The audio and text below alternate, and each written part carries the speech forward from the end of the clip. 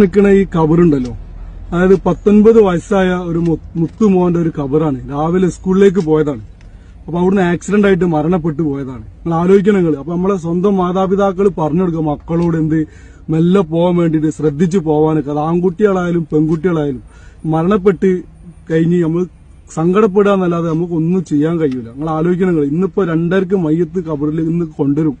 ഇതിൽ ഞാൻ നിൽക്കണ ഈ കബറിലേക്ക് മറവ് ചെയ്യാനുള്ള നിങ്ങൾ ആലോചിക്കണം. അപ്പൊ നമ്മള് മാതാപിതാക്കൾ, പ്രത്യേകിച്ച് ഉമ്മമാർക്കൊക്കെ നമ്മളെ വീട്ടിലുള്ള ആണുങ്ങൾക്കൊക്കെ പറഞ്ഞാൽ പല വൈക്കും പോകുമ്പോൾ പറയാൻ കഴിയില്ലാന്നൊക്കെ വരും. ആ വീട്ടിലുള്ള ഉമ്മമാര് വൈകുന്നേരമൊക്കെ വന്നിട്ട് മക്കളോടൊക്കെ കാര്യങ്ങൾ പറയും, എല്ലാം പോകാൻ വേണ്ടി പറയാം, ശ്രദ്ധിക്കാൻ വേണ്ടി പറയാം.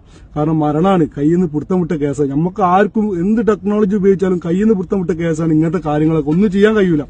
അപ്പോൾ നല്ലോണം ശ്രദ്ധിക്കുക. അതുപോലെ തന്നെ ഇപ്പോൾ ഈ മരണപ്പെട്ട ഈ ആളൊക്കെ ഉമ്മാന്റെ വാപ്പാന്റെ ഒക്കെ പഠിച്ച റബ്ബ് ക്ഷമ കൊടുക്കട്ടെ നമുക്ക് പറയാനേ പ്രാർത്ഥിക്കാൻ കഴിയുള്ളൂ.